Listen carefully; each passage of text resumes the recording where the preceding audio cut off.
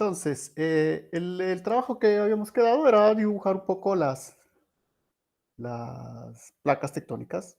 Como les digo, ya lo revisaremos, eso no podemos hablar aquí porque si ven que el poco tiempo que tenemos no podemos quedarnos en ese espacio revisando los trabajos. Pues, el proceso de trabajo, el proceso de revisión, tenemos las otras horas, ¿no? Tenemos todas las demás horas. Pero como les digo, la idea era de las placas, entonces yo les había dicho, pueden utilizar varios softwares que ustedes podrían trabajar. Insisto, si estuviésemos en el curso normal, uno de nuestros trabajos de laboratorio sería precisamente trabajar en otro software de, de mapeo, de mapas, que es Generic Mapping Tools. Considero que no lo podemos hacer por el momento porque es una herramienta que, les digo, vamos a ir viendo poco a poco qué tanto acceso tiene cada uno de ustedes a una computadora, a poder hacer trabajos, que entonces hay que pensar en todos, ¿no? Porque verán que, insisto, no todos estamos en las mismas condiciones en esta forma de trabajo, así que es importante tomar en cuenta ese detalle, porque si no, pues estaríamos seguros de que todos tienen una buena computadora, todos pueden instalar softwares, seguiríamos con eso, pero por eso les digo, hay muchas herramientas de software que están en línea, o sea, que no requieren una instalación. Entonces, una de ellas que yo quería complementar,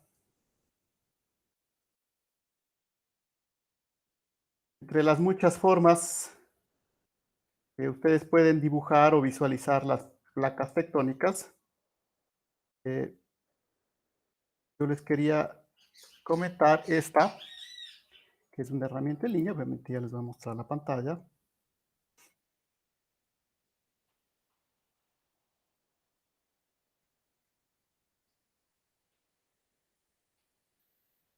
A ver dónde está, mostrar la pantalla.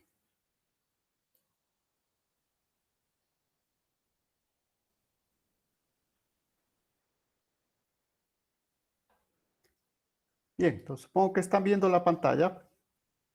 Entonces, esta no es una herramienta para hacer mapas, ¿no? En realidad es un sitio web en donde nos muestra la sismicidad a nivel mundial. Es un sitio del IRIS, ¿no? Es el Instituto de Investigaciones Internacionales Sismológicas. Y bueno, tiene muchas cuestiones interesantes este sitio, sobre todo elementos de estudio.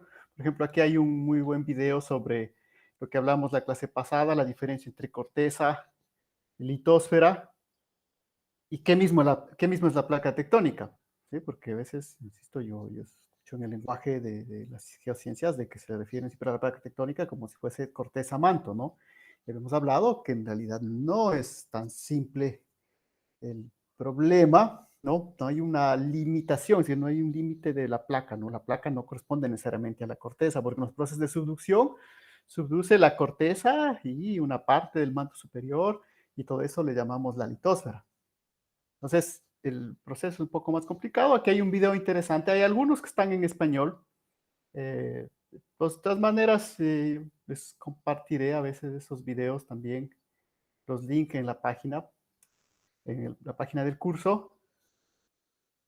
Lo único que digo que el problema es que están en inglés, ¿no? Como digo, hay algunos que están en español. Ya veremos algunos, ¿no? Pero hay otros que están en inglés y bueno, tampoco tienen subtítulos en español. Entonces, yo sé que puede ser una complicación. Entonces, por eso. Pero, por ejemplo, esta herramienta, el Seismic Browser, lo que les parece interesante aquí, bueno, aquí están, si ven todos los, bueno, no todos, pero los terremotos principales. Por ejemplo, justo en la mañana madrugada de hoy, si ven, se produjo un terremoto importante. Pero que la palabra terremoto, ¿no? Es ese muy pequeño, ya se ve demasiado. La palabra terremoto es generalizada, ¿no? Es decir, nos referimos a hay una zona ahí de subducción, si ven 102 kilómetros, eh, magnitud 4.9, entonces una magnitud interesante. Está aquí, ¿no? Siempre es una zona ahí en la frontera Perú-Ecuador, ¿no? Zona de subducción, es una zona donde la placa de Nazca se está rompiendo, ¿no? Hay una especie de codo ahí de la placa que se va rompiendo y genera unos sismos importantes, que ahora no son peligrosos necesariamente, ¿no? Pero es típico. Ahora no les muestro tanto por eso, sino que vale la pena mencionar este sismo importante acá. Verán, 4.9.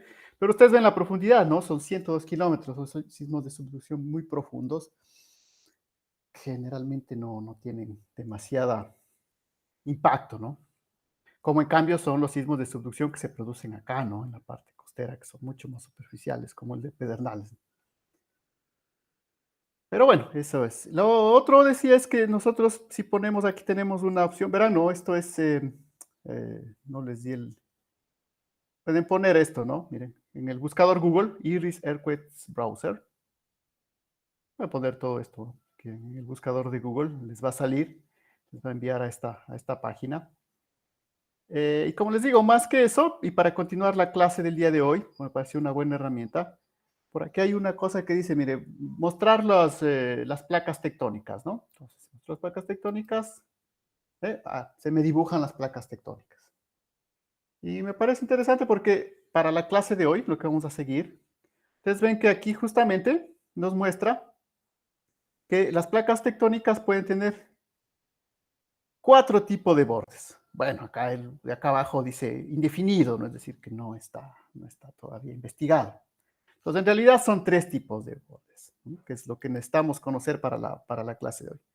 Es un borde divergente, transformante y convergente, ¿no? Entonces, hay solo 3 maneras en las cuales las placas tectónicas pueden interactuar. Nos parece simple, ¿no? Entre la mucha cantidad de otros fenómenos de geociencias, es interesante ver que la mecánica de las placas en interacción, solo hay 3 posibilidades, ¿no? Ustedes pueden ver. Orden divergente, ¿sí? Es decir, una zona donde las placas se están separando. El caso más claro nuestro, que tenían que dibujar ustedes, ¿ven? Es aquí esta separación, esta separación entre la placa de Cocos y la placa de Nazca. ¿Ven? Es un borde divergente. Que está acompañado a veces de fallas transformantes, estas de azul. ¿No? Vamos a hacerle más. Es que cuando cargo mucho se llenan los sismos.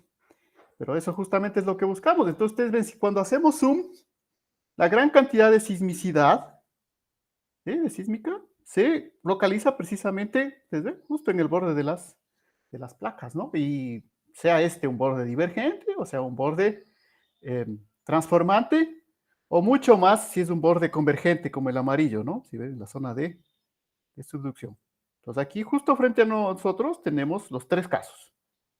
Obviamente estos bordes divergentes, es decir, estas fallas transformantes, eh, no son tan impresionantes en nuestra zona. Ahora, bueno, Braga, acá le ha puesto las fallas transformantes por acá, ¿no? Eso yo estaría dudando de que esto llegue hasta aquí. Sí, seguramente si hacemos más zoom esto se va a aclarar, pero por si acaso, ¿no? Esto, habíamos visto que una de las características de la zona en la que estamos es que esta zona de la separación entre Cocos y Nazca no llega a tocar la zona de subducción actualmente. También vimos un poco la clase anterior que en la cuestión histórica, sí, en algún momento esto estaba tocando acá, ¿no? Y formando lo que vamos a ver ahora, que se conoce como la juntura triple. Porque otra cosa interesante que pueden ver a partir de este mapa, les digo, hay muchas maneras de mostrar las placas tectónicas, yo les muestro desde aquí. Veamos también qué pasa, a veces se ve también interesante qué pasa cuando ponemos la vista de satélite, porque ahí nos da una impresión del relieve. Nada más que dónde era eso. Acá, satélite, ¿no? Ya. Pues sí ve, ¿no? Aquí se ve claramente el fondo marino, ¿no? Estos bordes divergentes, por ejemplo, esta es la placa pacífica, entonces se está separando de la placa de Cocos. Igual aquí se está separando de Nazca y aquí obviamente Cocos se está separando de Nazca. En cambio acá están convergiendo, ¿no? ¿Sí? Esta placa, la placa de Nazca, está convergiendo debajo de la placa sudamericana. Obviamente aquí, por ejemplo, si no nos dibuja la astilla norandina, que era otro de los trabajitos que les habíamos pedido, ¿no? Y ustedes pueden ver que en una primera aproximación, ustedes, hacen la siguiente. Así ven, como la sismicidad también dibuja la astilla norandina. ¿Sí? Aquí ven de esta bola amarilla, esto es un nido sísmico en el Puyo, pero igual profundo. ¿Sí? Pero si ustedes ven la astilla norandina, el límite, ¿sí? También corresponde a un límite sísmico, ¿no? ¿Sí? Todos estos sismos de acá son los sismos. Aquí, bueno, en nuestro caso hay pocos por el momento. ¿Sí? Aquí tenemos uno por acá, otro por acá, y viene por acá, ¿sí? Y vamos dibujando la astilla norandina, ¿no? De hecho, si vemos seguramente, por ejemplo, no sé cuál está más. Ahora, obviamente, en este caso, verán que en esta página no nos da el mecanismo, ¿sí? El mecanismo focal de los sismos, ¿no? Pero en su mayoría estos sismos tienen obviamente una componente de strike slip, es decir, una componente de falla de rumbo, también con una componente de compresión, porque verán que aquí todo, la placa sudamericana comprime al bloque norandino, porque si ven, el bloque norandino está comprimido entre la subducción de acá y esto también que está empujando, ¿no? ¿Sí? Entonces, obviamente el bloque norandino tiene que reaccionar por algún lado, con la astilla norandina, ¿y qué sucede? Pues que se produce uno de los fenómenos que tenemos más cerca aquí en nuestro paisaje, que es el levantamiento del Napo, ¿no? Que es algo que es la cordillera o cinturón subandino oriental, que es la cordillera más joven que tenemos ahorita en formación. ¿No? En formación, obviamente, en tiempos geológicos, ¿no? Es que, entonces, si ven, toda esa compresión hace que tengamos el levantamiento del Napo, que tiene en nuestro caso inclusive una componente volcánica, no asociada, pero ¿verdad? Que eso es complementario, ¿no? Porque si nos vamos más al sur, lo mismo, tenemos el levantamiento del Cutucú, toda la zona de Macas y Zamora, y ahí obviamente no hay volcanes en cambio, ¿no? Entonces, sí, una cosa es el levantamiento por compresión y otra cosa es la actividad volcánica asociada, que es otro. Pero bueno, no nos vayamos tan lejos, la cuestión era esto, ¿no? Mostrarles que a través de la sismicidad ya podemos tener también una idea de estas diferentes astillas. La confirmación obviamente es cuando nosotros nos ponemos a medir las velocidades de desplazamiento relativas, ¿no? De una placa respecto a otra, que es otra cosa importante. Vamos a ver que hay unas velocidades en el documento que yo les di de geodinámica, ustedes van a ver unas velocidades. Y hoy vamos a ver eso, esas velocidades las vamos a dibujar como vectores. Entonces, ahí lo principal que deben recordar es que esas velocidades siempre son relativas. Sí, yo voy a hablar de la velocidad relativa de la placa de Nazca hacia la placa sudamericana. Pero lo mismo yo puedo decir, pues que es la que se mueve respecto a la de acá. Verán, no hay un referencial absoluto, en este caso, del movimiento de placas. Eh, Verán que estamos dejando también para el último capítulo todo lo que es la dinámica en sí del manto, que explica por qué se mueve esto. ¿Sí? Así se estructuró el curso. O sea, pudimos haberlo puesto eso como segundo capítulo, pero tal como está, pues mejor lo dejamos al capítulo final, ¿no? Entonces, este movimiento, porque bueno, decir, es obvio que la placa de Nazca va a subducir hacia acá, sí, pero el momento que subduce es, ya entendemos, pero el momento que se acerca, pues puede decir que Nazca se acerca a Sudamérica o Sudamérica es la que se acerca a Nazca, ¿no? Son velocidades relativas. Pues lo mismo cuando hablamos de un desplazamiento de la astilla norandina, es una velocidad relativa a la placa sudamericana, ¿no? Que habíamos dicho que es importante también recalcar, que por eso espero que complementen un poco con la lectura de lo que está en el libro. Recuerden que el hecho de que sea una astilla no implica que se haya una placa, ¿no? Que haya un pedazo que se mueve respecto a otro. ¿Por qué? Porque esto no tiene un polo de rotación separado del polo de rotación de la placa de acá, ¿no? Se sigue todavía moviendo como un todo a pesar de que esta partecita tiene un desplazamiento, ¿no? Entonces, para terminar esta pequeña visión del mapa, la otra cuestión que quiero que vean es, ¿ven? Aquí tenemos tres placas que se tocan, ¿eh? En este punto. En este caso se toca por tres bordes divergentes, ¿no es cierto? Si vemos por acá, que hay unas situaciones interesantes, ¿ven? Estas placas en Norteamérica, Aquí tenemos, hacerle un zoom, porque aquí sí hay aquí sí se tocan verdaderamente. Y ven, acá tengo una juntura, lo que vamos a ver ahora, la juntura triple, entre un borde transformante, una falla transformante, ¿sí? Una falla divergente y una falla convergente, es decir, una zona de subducción. Y se tocan en un punto. Entonces, ustedes pueden buscar, ¿sí? Por aquí abajo, por todo el mapa. Y lo que es interesante, la otra cuestión es interesante. Por ejemplo, miren, acá tenemos otro punto triple. Acá se topa esto con esto. En este caso solo serían, aquí todavía no hay una, ¿se ven? Sería la separación entre la placa, esta grande, la placa grande de acá, que es la placa euroasiática, la placa africana y la placa norteamericana. Y se topan las tres en este punto, ¿sí? En este caso, por una falla divergente, otra divergente y acá una transformante. Entonces, verán, ¿no? Divergencia implica separación, un ridge, una separación, donde está saliendo el material, donde se producen los strikes magnéticos, ¿no? Que hemos visto. Y también recuerden que nos sirvió eso para, fue la prueba definitiva de que la teoría de placas tectónicas era cierta, ¿no? En cambio, la falla transformante, pues simplemente un movimiento como una falla de rumbo, ¿no? Pero en condiciones enormes, ¿no? Si ven el tamaño que está esto aquí, ¿no? Pareció que se desconectó. No, bueno. Entonces, si ustedes siguen buscando por ahí, miren, acá tienen otro punto triple. ¿Sí? Acá tiene la placa norteamericana, la placa africana y la placa sudamericana y forman un punto triple. Bueno, pueden hacer ese ejercicio buscando por otras placas menos conocidas. Siempre van a ver que en los puntos donde se tocan las placas, se tocan siempre tres placas. ¿Ya? No hay un sitio en donde se toquen cuatro placas. Eso sería interesante, por ejemplo, si hiciéramos un poco más de dinámica, de la dinámica esférica.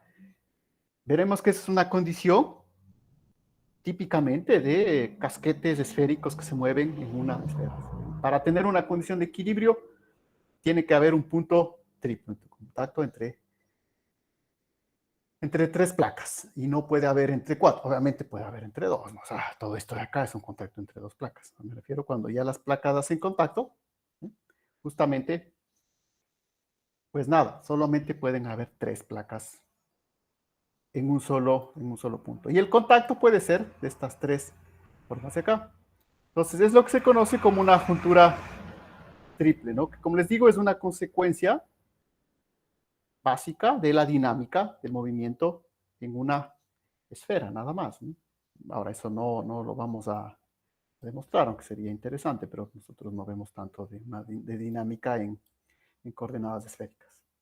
Bueno, entonces les quería mostrar eso a partir de este mapa, ¿no? Como les digo, que pueden seguir viendo dónde hay otros puntos triples, ¿no? Por ejemplo, acá, placa sudamericana, toda esta placa de acá, ¿verdad? Que es la placa antártica, y la placa africana. Se juntan en este punto triple de acá, ¿no? Ahora, ahí pueden juntarse de diferentes maneras, ¿no? Es decir, miren acá, por ejemplo, tenemos la placa antártica, la placa de Nazca y la placa sudamericana frente a las costas de Chile se juntan en un punto triple, ¿no? En este caso tenemos subducción, subducción, y si aquí hacemos el zoom, ¿verdad? Porque si ven, ¿no? Acá tenemos transformantes, ¿sí ven? Subducción, subducción, transformante. Pero tarde o temprano ustedes ven que todo esto va a subducir y va a tocarse en cambio con esta parte que es una parte divergente, ¿no? Ahora, no todas las uniones son posibles, son estables, ¿no? Hay algunas que son más estables que otras, pero ustedes ven, es una condición bastante interesante de la dinámica de las placas. Y eso nos va a permitir ir a los cálculos que tenemos que hacer hoy.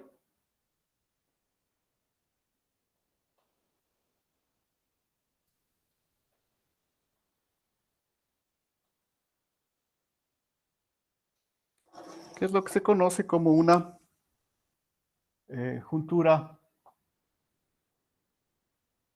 triple, ¿no?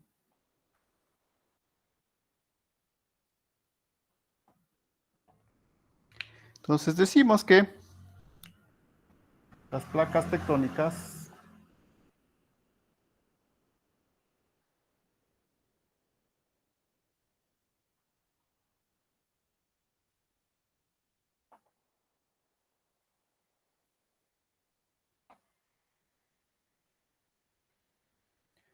tres fenómenos, ¿no? Entonces, el primero, podemos poner que sería la subducción. Ahora, toda subducción da origen a lo que se conoce como una fosa de subducción, ¿no? Entonces, lo que sería una fosa de subducción, como la que tenemos frente a nuestras costas. Y aquí verán que también voy a ir escribiendo un poco las palabras de inglés, porque como la literatura está en inglés, para que se puedan ir guiando, inclusive al hacer los ejercicios, ¿no? Entonces tenemos una trench, ¿no? La otra forma, habíamos visto, las placas pueden hacer como una falla gigantesca, una falla de rombo gigantesca. Sería una falla transformante.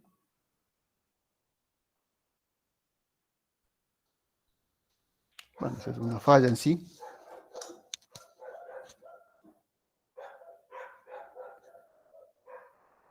Vamos a notar con una F. Nada más esas letras mayúsculas de F es importante porque después vamos a escribir algo ahí. No vamos a escribir cada vez todas las palabras, porque si no los gráficos. Entonces, T para borde convergente, ¿no? ¿Verdad? Subducción, convergencia. Es otra forma de escribir lo mismo que estaba en el mapa.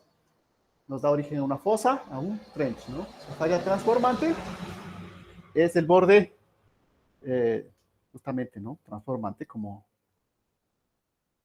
lo ponía acá, ¿no? ¿Sí? Transformante en el otro caso. Y nos falta el otro que sería... Ahora, aquí estos más o menos, los nombres son fáciles, no tienen mucho de qué confundirse. Pero en el tercer caso hay que tener cuidado porque ahí generalmente el problema que puede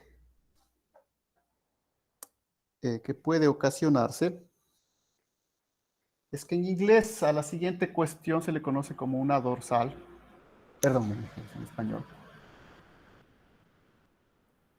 oceánica, ¿no? Y por cuestiones históricas, porque al principio no se sabía que eso era algo que se abría y por ahí salía, ¿no? El material y obviamente formaba estos estados magnéticos, etc. Entonces, esas dorsales oceánicas a veces suelen tener varias denominaciones, ¿no? Por ejemplo, a veces se les conoce como eh, centros de divergencia también, donde la palabra centro obviamente da la idea de un punto, pero no es un punto. Entonces, tener cuidado. Y de la manera más general el nombre, aunque como les digo yo, no sería de acuerdo, pero se les conoce como ridge, ¿no? Ridge oceánicos. Un ridge. Y ahí tener cuidado porque, por ejemplo, esa palabra ridge al principio, o sea, ridge en realidad significa una pequeña cordillera en inglés, ¿no? Porque claro, al principio cuando se hicieron medidas batimétricas sobre los fondos oceánicos, no se veía la diferencia, ¿no? Simplemente se veía unos cambios ahí del relieve. Entonces, se le llamaba ridge a todo, ¿no? Y es por eso que hemos dicho que la cordillera submarina de Carnegie, que está frente a nuestras costas, se conoce como el ridge de Carnegie. Pero no tiene nada que ver en su formación y en su estructura con el ridge oceánico, que en cambio está entre, en nuestro caso, la placa pacífica y la placa de Nazca, o entre la placa de Cocos y la placa de Nazca, ¿no? Ahí hay unos ridges de dorsal oceánica. Entonces, tener cuidado con con ese término, ¿no? Pero bueno, también nos quedamos un poco ahí anclados al término porque como vamos a hacerlos, vamos a seguir un poco la bibliografía, pues bueno, ese es el nombre que le da. Pero bueno, español es claro, dorsal oceánica, no hay donde confundirse. Entonces, ¿estamos claros los tres fenómenos, verdad? No hay más. Son las formas de interacción entre las placas. Y como decíamos, esto podemos tener máximo 3 placas haciendo contacto. Y eso nos va a permitir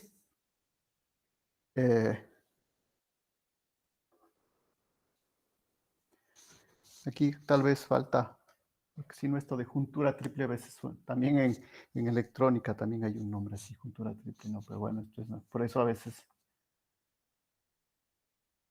que especificar, ¿no? Que se trata de una juntura triple tectónica, ¿no? Por si acaso.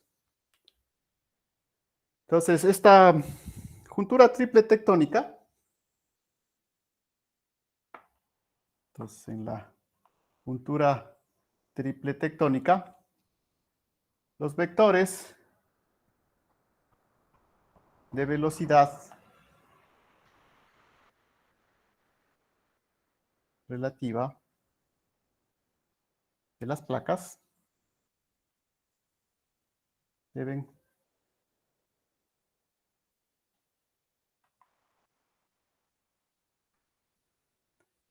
estar en equilibrio, ¿no?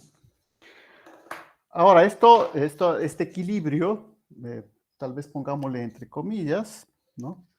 Es decir, que es un equilibrio en tiempos geológicos.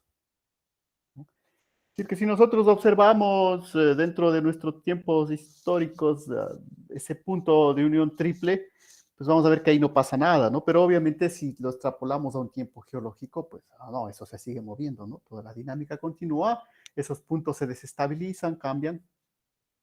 Entonces, eso tener en cuenta, ¿no?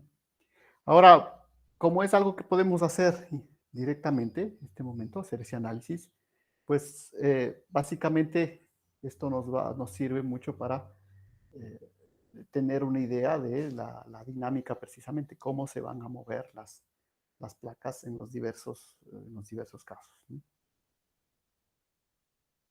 Entonces, ¿estamos claros? Por favor, verán hasta ahí. No hay.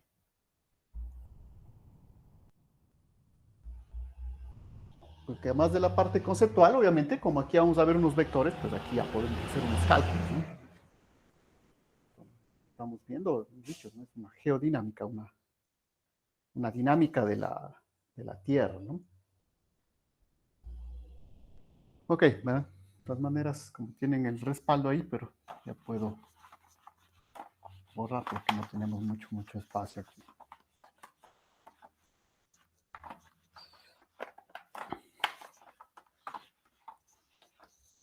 Entonces, obviamente esto de los vectores de las velocidades, pues los vamos a ver más claro con un ejemplo.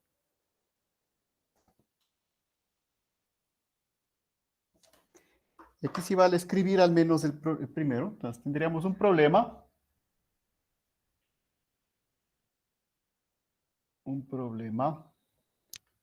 Es decir, una juntura triple tectónica donde se junten 3 dorsales oceánicas, 3 ridges. Y sí es importante también ver la redacción del problema, más que solamente el gráfico. Entonces, el ridge, aunque los otros ya no les escribiré, pero este al menos el primero, entre las placas, ahí ve. Obviamente vamos a hacer un problema genérico, ¿no? Podríamos referirnos exactamente a unas placas específicas.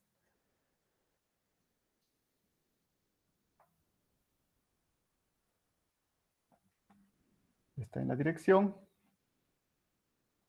norte-sur. ¿Qué quiere decir? Y aquí viene otra palabrita. Tiene un azimut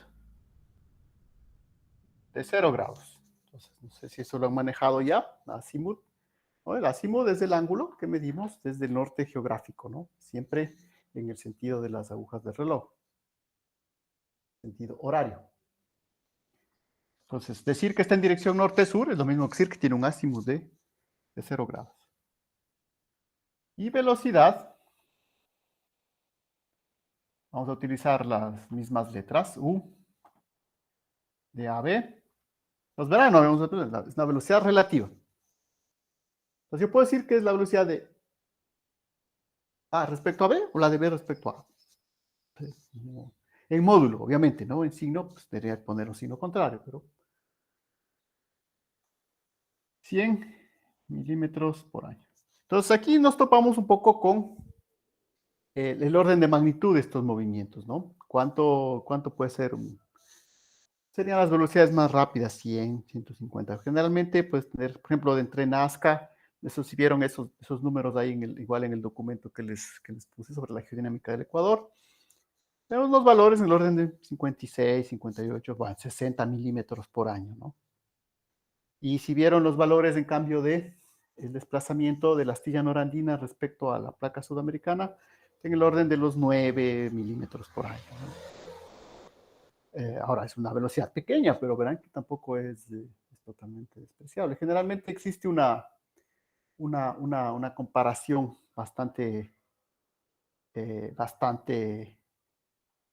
clara que podemos hacerla con un objeto de la vida cotidiana, porque a veces no logramos eh, cuantificar bien cuántos son 100 milímetros por año, ¿no? Entonces, más o menos la velocidad de las placas tectónicas, estas cifras, corresponde 60 milímetros por año, 100 milímetros por año, se compara con la velocidad del crecimiento de las uñas, ¿no? Humanas, más o menos. Esa es la velocidad, ¿no? Entonces, obviamente es algo que ustedes ven, ¿no? Es apreciable. En una semana podemos apreciar ese crecimiento. Obviamente, no lo podemos apreciar inmediatamente, pero ustedes ven, tampoco es que sea completamente imperceptible, ¿no? Entonces, se da, ¿no? Esta velocidad y por lo tanto ese desplazamiento, ¿no? En este caso ponemos un valor genérico y ahora dice el ridge a la dorsal oceánica, recuerden, entre las placas B y C tiene azimut de 110 grados y velocidad U, en este caso de C respecto a B, 80 milímetros por año. Entonces, si ven, generalmente aquí lo que tenemos son dos vectores velocidad y lo que nos van a pedir precisamente es encontrar el tercer vector velocidad. Es decir, encontrar el azimut y la velocidad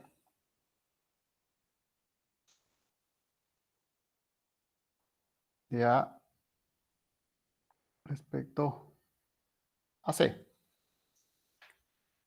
Entonces, este podría ser la redacción de un problema. Primero, en este caso, vamos a tener tres bordes divergentes, tres dorsales oceánicas que se topan en un punto. Ahora, este texto generalmente siempre viene acompañado de un gráfico para aclarar, puede ser que no esté totalmente claro el asunto. Así que les voy a hacer el gráfico acá abajo.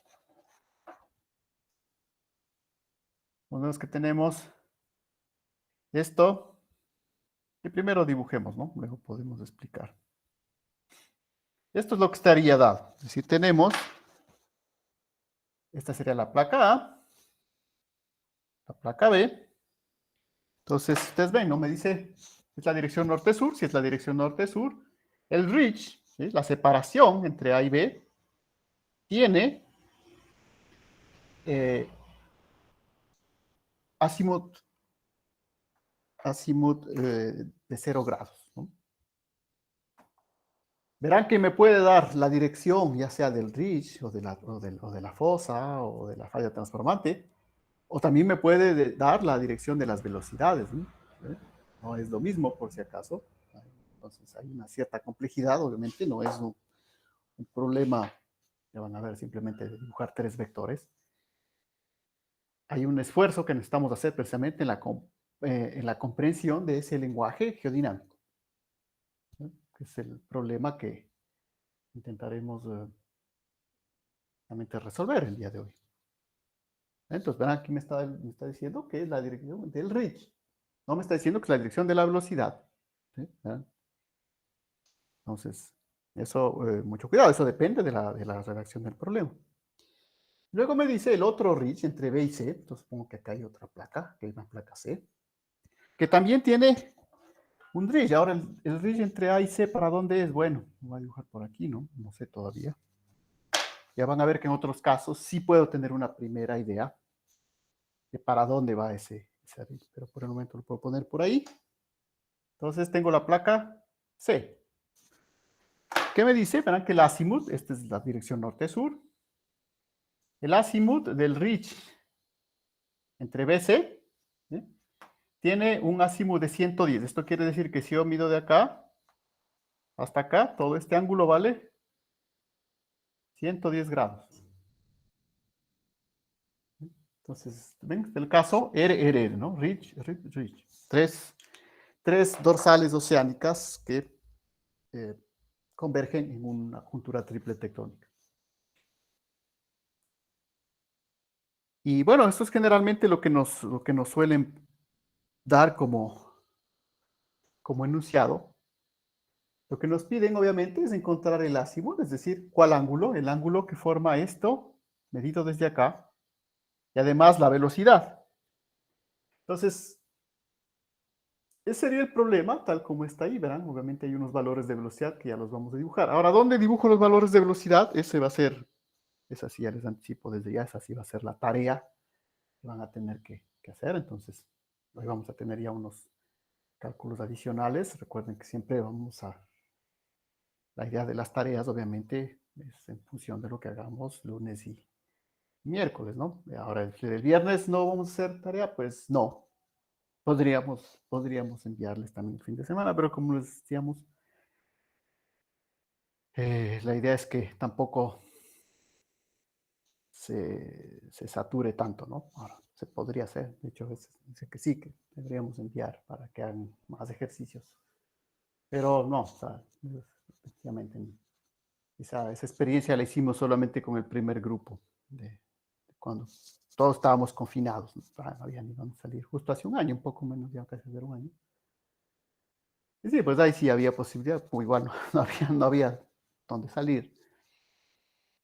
Hoy hay como hay un poco más de movilidad, entonces no hace falta insistir tanto. Entonces, por eso les digo, ¿no? La idea de estos ejercicios es que, verán que tenemos una doble retroalimentación, y lo vamos a mostrar aquí en la clase, por si hay inquietudes, dudas. ¿Sí? Pero luego, igual, recuerden que ustedes, y eso también vale insistir, porque si no, después, ya cuando comenzamos los ejercicios, habíamos insistido sobre todo de que si hay preguntas de consulta, de tutoría, o sea, no sea de tutoría, la idea no es poner una hora ahí exacta, decir a tal hora, porque igual, verán, es como ahorita, ¿no? Creo que somos 6, me parece, y están 3, ¿no? Entonces, no, 4. Entonces, obviamente no, no podemos obligar a ciertas horas, así que si luego van a tener dudas del ejercicio, tienen, ¿verdad? Un tiempo prudencial, son 24 horas, ¿no? Obviamente, igual, ahora si escriben la duda, no sé, a las 9:30 de la noche, ¿sí? O sea, no creo que pueda contestarles, ¿no? Pero por eso la idea de que, digo, ustedes van a las 10:30 de los días martes y jueves, ya está el ejercicio cargado, ustedes pueden verlo. E inmediatamente tratar de empezarlo a resolver. Por si hay dudas, entonces, qué sé, a las 11, 12, 1, 2, 3, 4, 5, 6 de la tarde, pues ya pueden preguntar, es decir, necesito que me aclaren esto, sí, pues ahí no hay ningún problema, ¿no? Entonces, digo, habíamos insistido la vez anterior, o nos había insistido que esas preguntas siempre las pongan directamente en la plataforma Moodle, pero en cambio eso implica que a veces cuando entramos para ver las preguntas de la plataforma, hay que entrar a la plataforma. Algunos ponían una pregunta, no se les respondía rápido porque no se había entrado, entonces ya, puede enviar un correo. Eso sí, por favor, poniendo ahí claramente, por favor, el indicativo tutoría, ¿no? Esto les explico porque tal vez alguno no estuvo claro eso la vez pasada, entonces poner ahí un correo poniendo la palabra tutoría, nada más para tratar de aligerar un poco la cantidad de correos que van llegando, ¿no? Entonces, eso. Porque verán, ¿no? Si no se pretende de que ustedes con una explicación aquí, ustedes ya puedan hacerlas exactamente los ejercicios, ¿no? Generalmente estos ejercicios que yo les propongo que les hagan ustedes ahora, cuando estábamos en el curso habitual, lo que hacíamos era ese mismo momento de la clase proponerles el ejercicio. De tal manera que ustedes puedan, si hay preguntas, obviamente, que ese momento que están haciendo, pues hacer las preguntas, ¿no? Entonces, no poder interactuar. Ahora, pues como tú y yo tenemos un tiempo más reducido, no les puedo proponer hacer ahorita mismo el ejercicio, porque bueno, a las 2:30, bueno, no sé, además de tener que ir a almorzar, habrá otras actividades que hay que hacer, ¿no? O sea, no estamos tampoco. Pero les insisto, después de que se proponga el ejercicio, por eso tampoco les pongo inmediatamente. O sea, no es que acabamos la clase, pues podría poner directamente, ya, o sea, acabamos la clase y ustedes ya se ponen a hacer el ejercicio. Pero en cambio, lo que queremos, recuerden, es que ustedes también hagan el proceso de revisión, ¿no? Que entren al video, lo vuelvan a ver, si es que lo desean, tampoco es obligatorio. Eh, si es que no tomaron apuntes, que hagan apuntes, o si es que no quieren ver el video, revisen sus apuntes, revisen el libro. ¿Sí? Eso es lo que queremos obligar un poco, ¿no? Entonces, eso les insisto, sobre todo ustedes que, bueno, ustedes están en quinto semestre, ya tuvieron una experiencia el semestre anterior con estos métodos, pero igual de todas maneras sí hay que insistirles, ¿no? ¿Cuál es el proceso que esperamos que hagan? Nos termina la clase, no inmediatamente, pero luego pues volver a ver el video, obviamente no completo, pero tal vez algunos puntos específicos que sobre los que no se entendió, o revisar los apuntes o revisar el libro, ¿sí?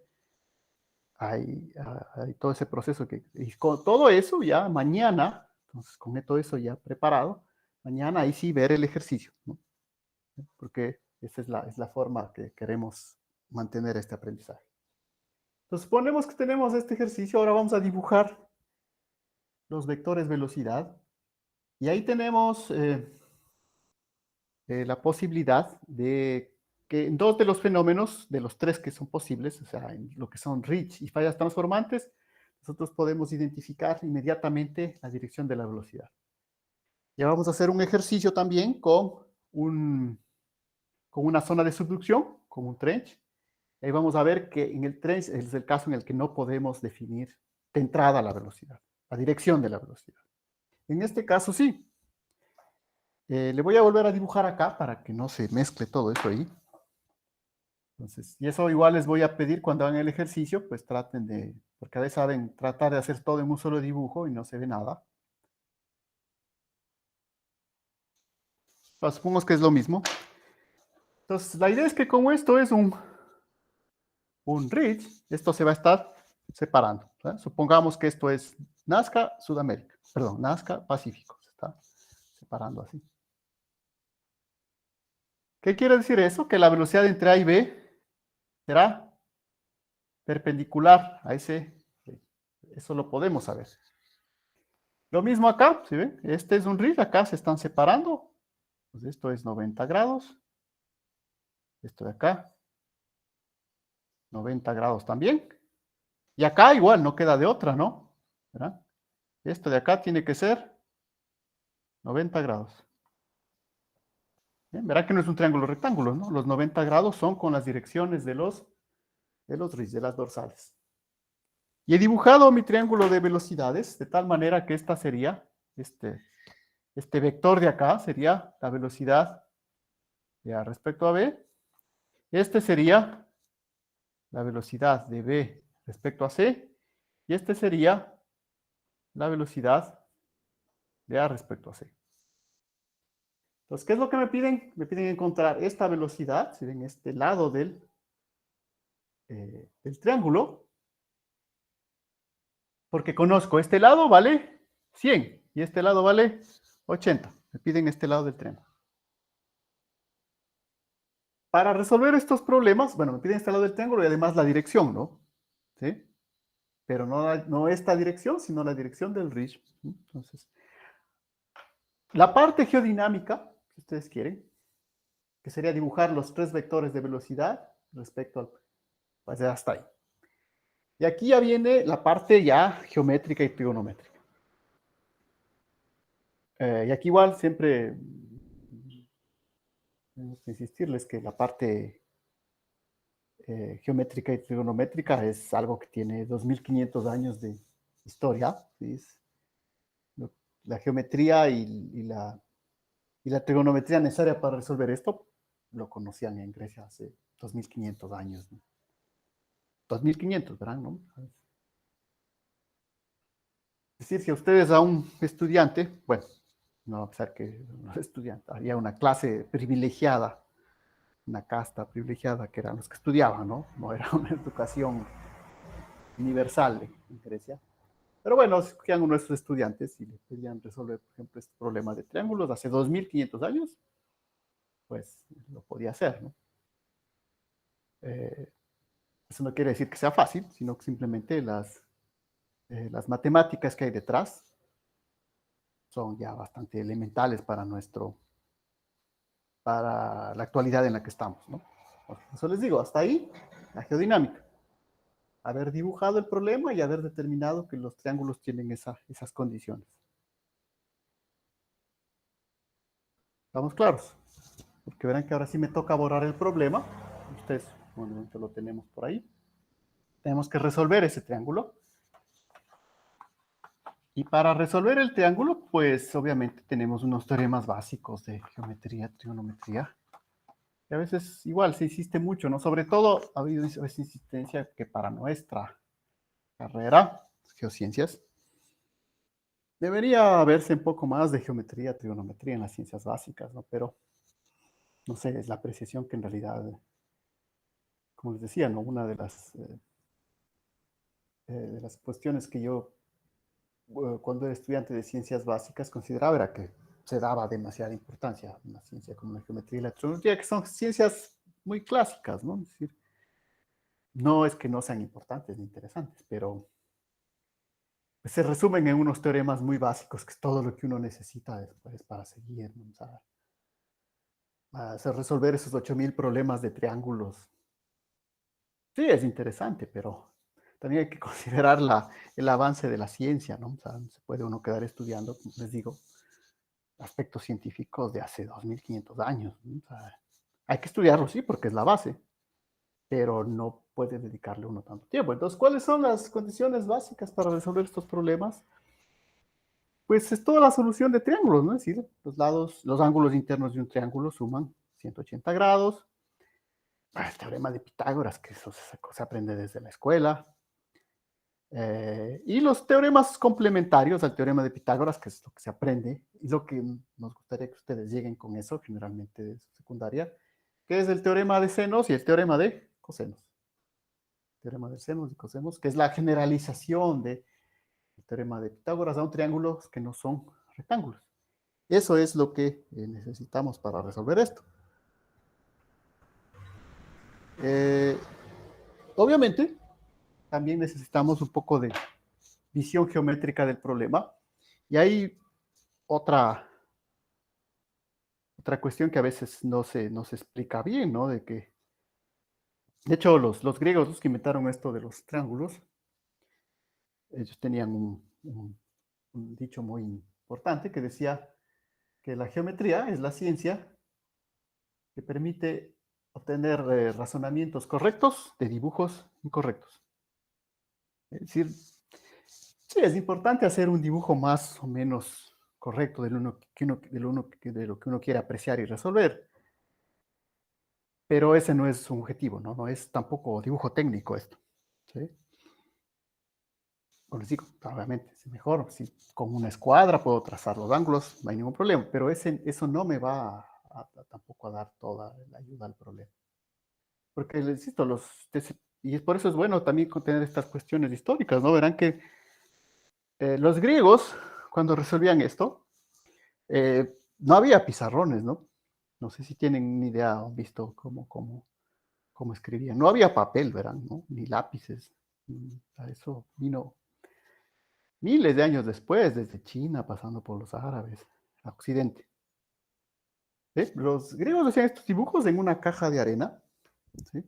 Una caja de arena y con una vara, así, un palito largo, hacían estos dibujos, ¿no? Ahí, una caja de arena en el suelo, y bueno, terminaban y borraban eso. Eh, esa era la forma de hacer, ¿no? No era, no tenían todo lo que tenemos hoy para hacer estos dibujos. Entonces, eso nada más con la idea de que sí, está bien hacer un dibujo también, pero tampoco nos perdamos en los detalles, ¿no? Entonces, lo importante es el razonamiento. Ese es justamente la idea de los griegos, porque se ve en el dibujo, era una caja de arena. O sea, no era algo que haya trascendido, ¿no? Igual, obviamente, no pensar que no tenían documentos escritos, sí había documentos escritos, ¿no?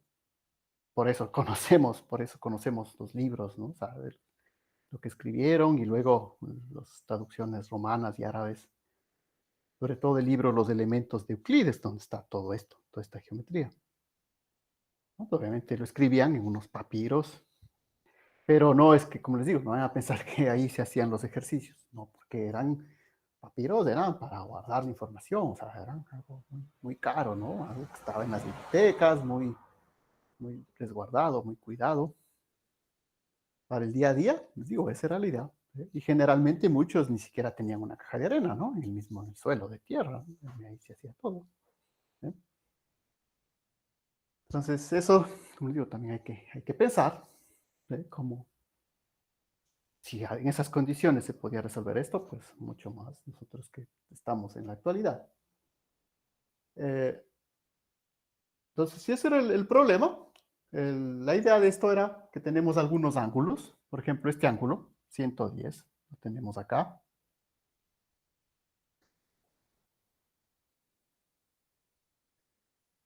Y como necesitamos resolver el problema, pues yo necesito poner unos ángulos. Por ejemplo, le voy a llamar, nada más para no perderme de lo que empecé a resolver a este le puedes llamar el alfa, beta, gamma, ¿sí? Y digo, aquí hay muchas formas de resolver. Pero yo, por ejemplo, puedo ver que aquí se me ha formado un cuadrilátero con este ángulo conocido y este conocido, 110. Y este obviamente mi incógnita. Entonces yo puedo decir que beta más 90 más 90 más 110. Estoy en un cuadrilátero. ¿Sí? En un cuadrilátero, la suma de todos los ángulos internos es el doble de la suma de un triángulo, ¿no? Es decir, son 4 ángulos rectos. ¿Eh? Les digo, pueden haber otras maneras de observar ese ángulo. Esa es la cuestión interesante, ¿no? Y por eso se apreció tanto este desarrollo científico en tiempo de los griegos.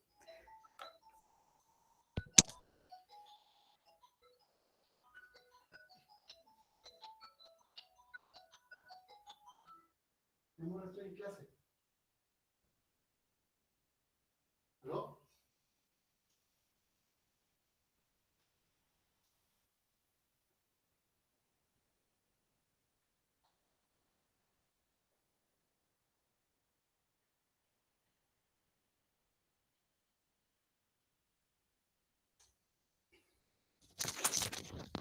Perdón, pero bueno, ahora tenemos tantos métodos para comunicarnos que a veces se interfiere.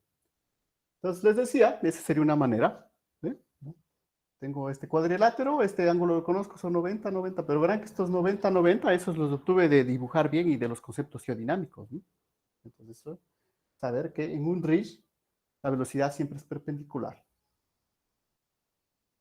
Por lo tanto, de ahí puedo despejar el valor de beta, ¿no es cierto? Puedo encontrar que beta vale 70 grados.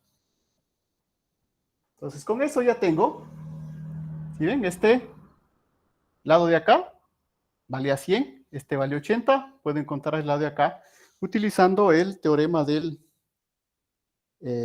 coseno, ¿no? ¿Sí? Entonces, es cuestión de que se recuerden nada más esos teoremas, tanto el teorema del seno como del coseno. Pues, son teoremas básicos que toda formación de ingeniería pues hay que tener claro, ¿no? Porque, pues, bueno, es la base, ¿no? Entonces, en este caso, recuerden, para aplicar el teorema del coseno, yo necesito calcular u de AC al cuadrado. Yo necesito este lado y el ángulo que forman estos dos de acá. Entonces, estamos claros, ¿verdad? Es un teorema básico.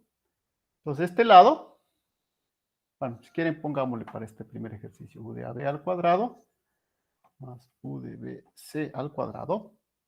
¿Sí? Y luego, obviamente, necesito menos 2 el producto de UAB, U de BC, por el coseno del ángulo que forman los dos. ¿Sí? Teorema del coseno. Obviamente este lo conozco, el problema, ¿no? Esto vale 100, esto vale 80. 100, 80, el beta ya lo conozco de acá, puedo despejar U de AC. Entonces, estamos claros.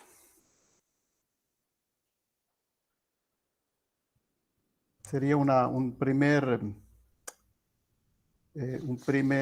trabajo que podemos hacer o que podríamos plantear, pero bueno, son cuestiones muy fundamentales y es cuestión de utilizar su calculadora, ¿no? Para encontrar este valor. De todas maneras, pues bueno, voy a irnos para.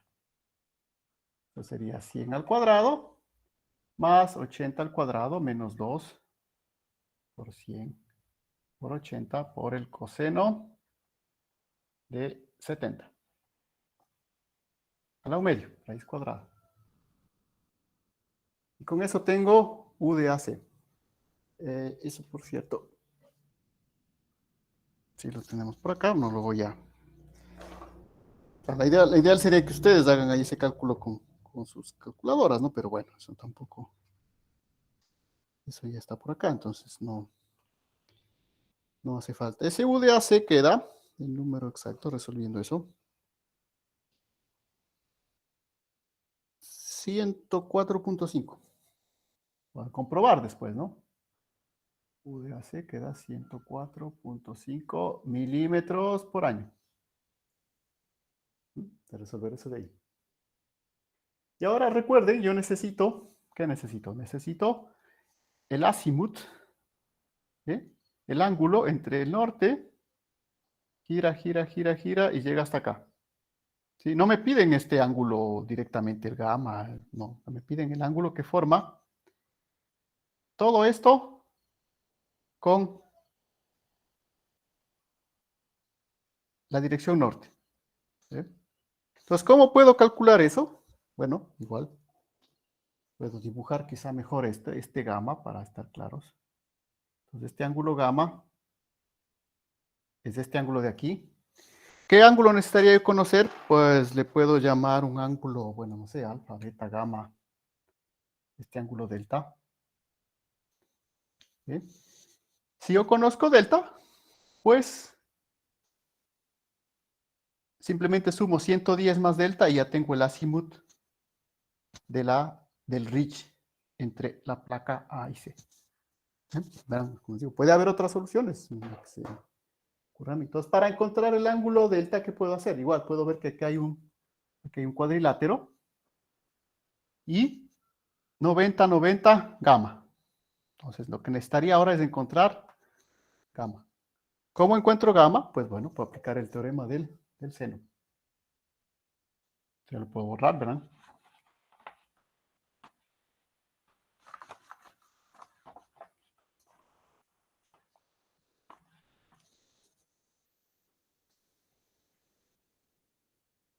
Entonces, necesito gamma, puedo decir que, recuerden el teorema del seno que me dice que un lado, UAB, sobre el seno del ángulo opuesto, sobre el seno de gamma, es lo mismo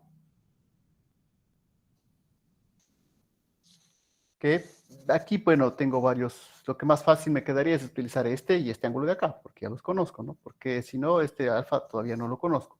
Este sí conozco, vale 80, pero ¿esto cuánto vale? Pero en cambio conozco este y este de acá. Entonces, U de AC, lo que me acaba de salir, 104.5, el seno de gamma. ¿Sí? Entonces verán este, ¿no? Vale 100. Perdón, aquí estoy mal. Esto es el seno de, el ángulo opuesto a UAC es beta, ¿no? Es beta. Que ya lo encontré hace un rato, que eran 70. Entonces, ¿qué necesito despejar aquí? Pues bueno, encuentro que el seno de gamma ha sido igual a 100 dividido para 104.5, te pasa a multiplicar seno de 70. ¿No? Y con eso encuentro ya, bueno, aplico la función arco-seno. Voy a dar los valores para que si lo hacen, lo puedan comprobar. Sale eso. Aquí no tenía, creo que directamente calculado el valor de ese. Directamente.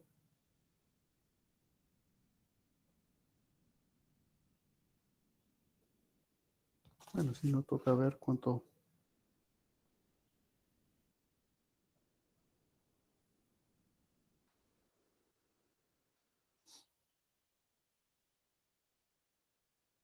Bueno, rápidamente hagamos para ver cuánto queda eso, ¿no? Aunque no, ¿para qué vamos a hacer? O sea, esto pueden, no creo que haga falta utilizar la calculadora, entonces no, ¿para qué vamos a? Entonces esto de aquí pueden obtener gamma, ¿no es cierto? Parece que es más fácil. El resultado final, ese sí lo pueden comprobar. Vamos a estar ahorita haciendo las operaciones de calculadora. Entonces, si ya tengo gamma, recuerden, ahora tengo este otro cuadrilátero, delta más 90 más 90 más gamma igual 360. ¿Sí? Entonces encontramos gamma y ahí podemos despejar este ángulo delta. Y este ángulo delta, si ven, es que la respuesta intermedia no la había guardado, entonces el ángulo delta finalmente me quedaría para que eso sí lo puedan comprobar.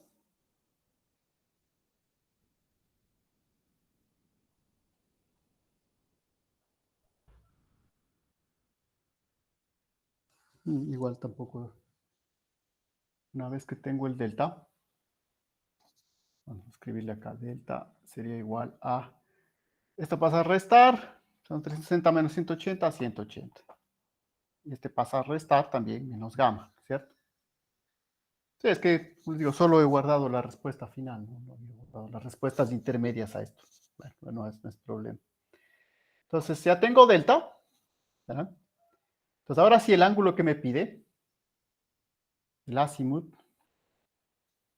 entre el azimut de este ridge, del ridge AC, será igual a qué cosa? A este ángulo 110 más el ángulo delta. 110 más delta y llego acá. Entonces, ese azimut, el azimut AC, ese resultado final si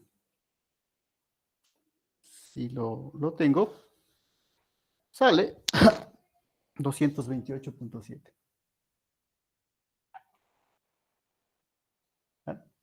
Entonces, ven, esta es una resolución general de lo que podría ser el problema. Les vuelvo a insistir, lo interesante en nuestro caso es esto de acá, ¿no? Llegar a plantear este triángulo. Les he resuelto igual, para que se acuerden, teorema del seno, teorema del coseno, suma de ángulos internos. ¿Sí?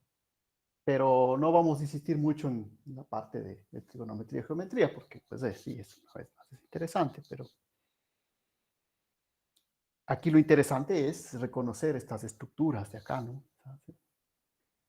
Cómo trazo las velocidades cuando es un ridge, cómo trazo la velocidad, cuando es una fosa, cómo trazo la velocidad, cuando es una falla transformante. ¿Sí? Eso es lo que verdaderamente corresponde a la geodinámica. El resto es importante, ¿verdad? Que estos cálculos de acá no sean importantes, es importante, lo deben saber. Pero, y esta es la idea de cuando estamos en estos procesos de educación modular, intensivos, es que claro, hay algunas cosas que no. Porque ahorita pues podríamos, vamos a lanzarnos a hacer otro ejercicio así completo con todos los ángulos.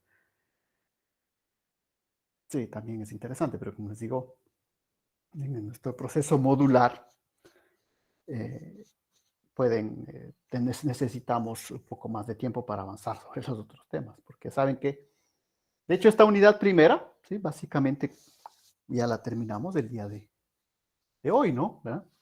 Entonces, igual le he dicho que las unidades están separadas casi por semanas, pero no necesariamente. Entonces, el día viernes ya empezamos otra unidad, ¿no? La siguiente. Ustedes ven, ¿no? Vamos un poco en una intensidad importante de conocimientos. Por eso igual, ¿no? Si es que este momento mismo hay alguna inquietud, ¿no? Por favor. Tanto de la parte geométrica, verán que aquí es el teorema del seno. Hace un rato les recordé el teorema del coseno. ¿No? Profe, en la parte del seno, el número de abajo es 1045. Es que no No, veo es muy bien. 104.5. Ah, ya.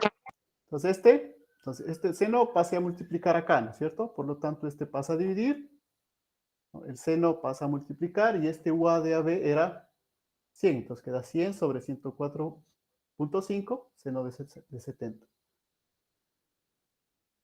Y luego pueden utilizar estas otras ecuaciones para comprobar lo que está acá, ¿no? Por si acaso, verán, esta solución, la forma en que yo les mostré aquí, es diferente a la forma en cómo está resuelto acá en el libro, ¿verdad? Siempre les estamos haciendo referencia al libro, ¿no? Estamos aquí en la página ya 40, ¿no? Ahí están los ejercicios que estamos viendo, que una vez más nos gustaría hacer todos los que están ahí, ¿no? Hay varios. Al menos uno les propondremos para el deber de mañana, ¿no? Uno de ellos. Pero sería interesante que vayan a revisar todos los que están resueltos ahí. No va a ser uno más, por si acaso, ¿no? Todavía. Por eso es que hay dudas, como les digo, es interesante poder expresarlas, ¿no? ¿Sabes? Esa es un poco la ventaja de esta clase presencial, ¿no? ¿Estamos de acuerdo? Verán, como les digo, este es el ejercicio por si acaso. No tiene número ¿no? O sea, está puesto como ejercicio, pero no tiene un número. Pero está en la página 40, ¿no? Ustedes van a ver que, obviamente, los resultados son los mismos, nada más que para encontrar los ángulos, pues, siguen otros caminos, nada más, ¿no? Yo les he mostrado el que para mí es más claro. ¿Sí? No es simplemente, no es cuestión de no querer seguir lo que dice el libro, ¿sí? Simplemente es que para mí me parece más claro así, con estos cuadriláteros de los 90-90.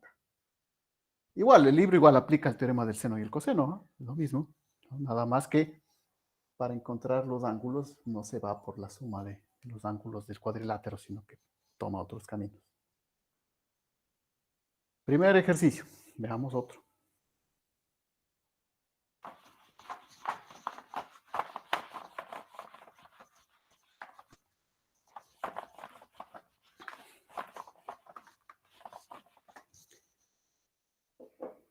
El siguiente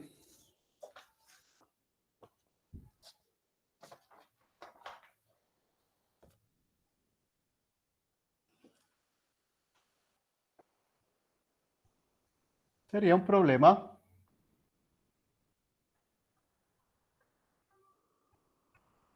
donde confluyen 3 fosas, 3 trenches. Verán que igual no es igual simplemente la idea de quedarnos en los anglicismos, pues, sino que también tenemos que relacionar la bibliografía en inglés que estamos utilizando, ¿no? Recuerden también que siempre a veces hubo la inquietud de por qué no hacemos directamente todas las clases en inglés, ¿no? Pero bueno, sí hicimos a veces, me acuerdo que hicimos una vez unas experiencias sobre eso, no con estos cursos,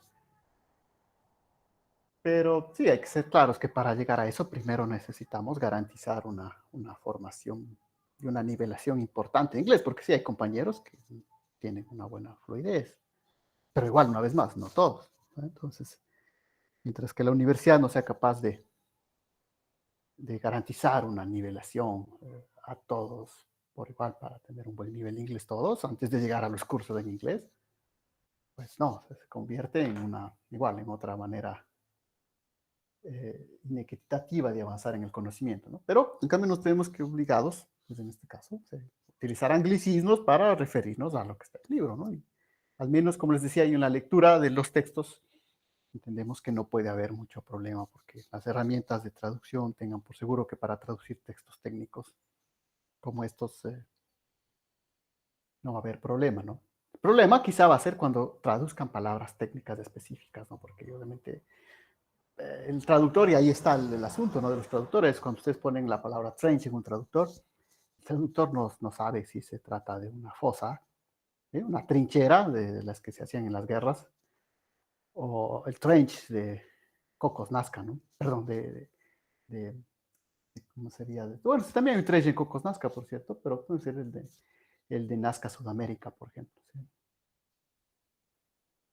No, estoy mal. No hay un trench entre Cocos y Nazca, ¿no? Entre Cocos y Nazca hay una divergencia, ¿no? Un ridge. En cambio, un trench, una fosa, se produce entre Nazca y Sudamérica, ¿no? Ahí sí hay una subducción. Como en muchas otras zonas de subducción. Poco podemos pensar en todas. Pero veamos en este caso qué nos dice. Igual es importante, aunque tome un poquito de tiempo escribirlo, pero sí es importante. Porque obviamente ustedes van a leer el problema en inglés. Yo les voy a ayudar un poco con la primera traducción. 2 placas A y B están subduciendo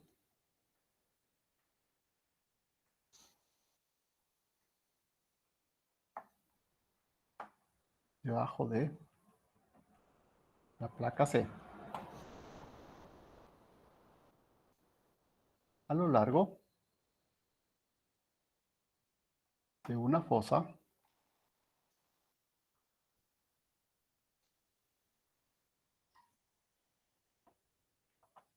que tiene sentido norte-sur. La placa A está también subduciendo debajo de la placa B.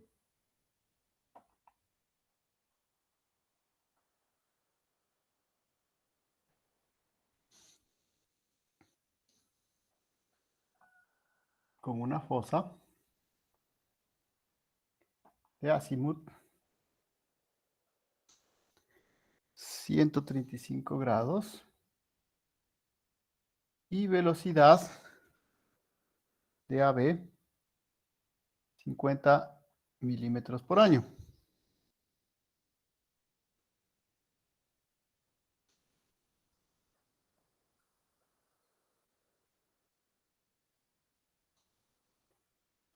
B subduce debajo de C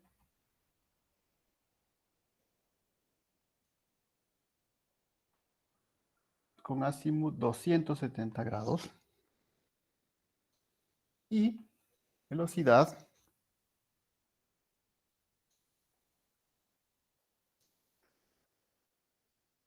Y velocidad de Benson, también 50 milímetros por año.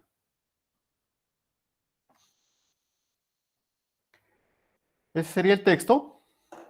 Y aquí es importante este caso porque cuando hay fosas de subducción ya vamos a ver que no podemos de entrada garantizar la dirección de las velocidades. Cuando es ridge no hay problema. Sabemos que la velocidad va a ser siempre perpendicular al ridge. Cuando es falla transformante, la velocidad siempre va a tener la dirección de la falla transformante. Pero cuando es, como en este caso, una fosa, ya vamos a ver que ahí no podemos de entrada saber exactamente el ángulo de la dirección de la fosa, porque se puede aparecer el fenómeno de la subducción oblicua, que si ustedes comenzaron igual a leer el texto este de geodinámica del Ecuador que les puse, es lo que sucede precisamente frente a nuestras costas. Ahí hay una subducción oblicua de la placa. Pensaríamos que es la placa sudamericana, esta es la placa de Nazca. ¿Sí? Sí. Pero la subducción no es en un ángulo directamente, perdón, de 90 grados, sino que es ligeramente, la placa de Nazca entra ligeramente hacia el norte, y lo interesante es que esa subducción oblicua, que es lo que hace, que en un contacto de la subducción oblicua con la astilla norandina, hace que esa astilla norandina se separe y vaya hacia en dirección noreste, ¿no? ¿Sí? Entonces eso, por ejemplo, son detalles que están en el texto de geodinámica del Ecuador que yo les puse ahí, que pueden también avanzar en la lectura, ¿no? Como les digo, no es estar insistiendo. ¿Se acuerdan cuántas eran? Habíamos hecho el cálculo, ¿no? Son en realidad 13 horas de clase que necesitaríamos, de clase, y más las horas suyas a la semana, pues en realidad necesitaban, no pensar que son 6 horas diarias de trabajo sobre la materia. Pero habíamos dicho que, o sea, ponernos a 6 horas, tendríamos que hacer, no sé, a las 7 de la mañana hasta la 1 de la tarde, todos los días, lunes, martes, miércoles, viernes, lunes, martes. Sí, o sea, es un poco, justamente es lo que estábamos discutiendo y vamos a discutir un poco mañana, ¿no? Sobre las horas que se están dedicando a las clases. O sea, ahí hay Profe, que pensar, ¿sí?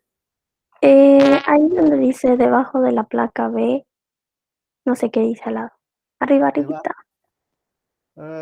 debajo de la placa B, con una fosa de azimut 135. ¿Eso era? Sí, Ya, con una fosa de azimut 135. Entonces, les insistí en esto del tiempo, ¿no? Que tenemos que dedicarle, porque, vean, ¿no? O sea, la idea es, esto serían 13 horas de clase a la semana, más todo el trabajo de ustedes, pues implicaría que estaríamos todos los días desde las 7 de la mañana hasta la 1 de la tarde, solo con la materia de geodinámica. Pero ustedes tienen dos materias, ¿no? Entonces, no sé si ven, entre las horas que necesitamos, porque sí ha habido algunas quejas, algunas dudas de algunos cursos, dicen, no, es que el profesor no está dando todas las horas. Bueno, hay varias maneras de garantizar esto, ¿no? Obviamente hay un mínimo de horas presenciales, como estas que estamos haciendo. En nuestro caso hacemos 6. No sé si habrá alguien que hace más o habrá que hace menos. Nosotros hacemos 6. Pero para eso además hay todos los materiales, ¿no? Entonces, decimos, mire, este es el documento. Tiene que complementar. Ese verán que está en español, es la ventaja, ¿no? Está en español, entonces puede avanzar. Para una vez más garantizar que al menos tienen que dedicarle 6 horas diarias, por eso hemos hecho el cálculo en la clase anterior, 6 horas diarias a esta materia, diarias, ¿no? Por ejemplo, hoy son 2 horas de clase y 4 horas adicionales que tendrán que dedicarlas entre lectura, revisión. Mañana serán 6 horas diarias entre el tiempo que se demoren a hacer el ejercicio, que puede ser 2 horas, más las otras horas adicionales que también le deben dedicar, ¿no? Por ejemplo, les puse al inicio, verán que les mostré este navegador. Los materiales están ahí. O sea, otra cosa es que sí, bueno, a veces si hay un profesor que no está ofreciendo ni materiales, ni clases, ni nada, pues bueno, ahí sí estamos mal, ¿no? O sea, hay un problema a corregir. Pero, porque les digo, no, ya ha habido la duda y la inquietud de algunos grupos de estudiantes, decir, miren, porque hay algunos profesores que hacen más horas, otros menos horas, pues bueno, ahí también depende mucho de puede ser otros profesores que dicen, mira, aquí están los materiales, esto tienen que estudiarlo ustedes. Pero como les digo, debe haber un mínimo de horas clase así presenciales que podamos hacer. Pero como les digo, tampoco podemos cubrir todo el esfuerzo porque pongo el ejemplo, ¿no? Si son 6 horas diarias, pues no nos quedaría tiempo ni para la otra materia. ¿Qué horas van a tener otra materia ustedes? Son 6 horas todos los días.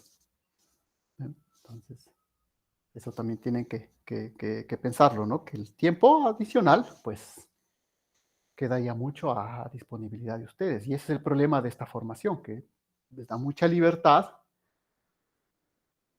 y requiere mucha disciplina, ¿no? O sea, me voy a poner este horario, me voy a dedicar a esta materia, tengo que hacer esto. Entonces hay que insistir en eso, porque si no, tenemos que salir adelante con esto, si no, no podemos cerrar la universidad y decir, bueno, algún día que pase el virus vamos a abrir. No puede ser, hay que seguir y avanzar. Entonces, vamos a este otro ejercicio. El planteamiento sería ya gráfico, que es, como les digo, sobre esto es lo que les voy a hacer el deber, ¿no? El gráfico es lo importante en este caso. Dos placas A y B están subduciendo en la placa C a lo largo de una fosa que tiene sentido norte-sur. Entonces, está hablando de una fosa en sentido norte-sur. ¿Cuáles son las placas A y B?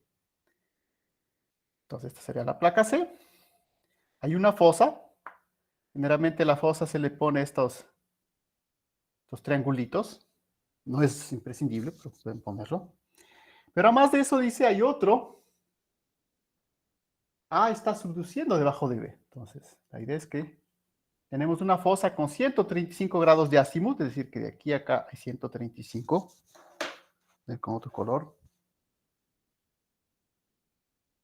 135 grados de azimut. Recuerden, el norte.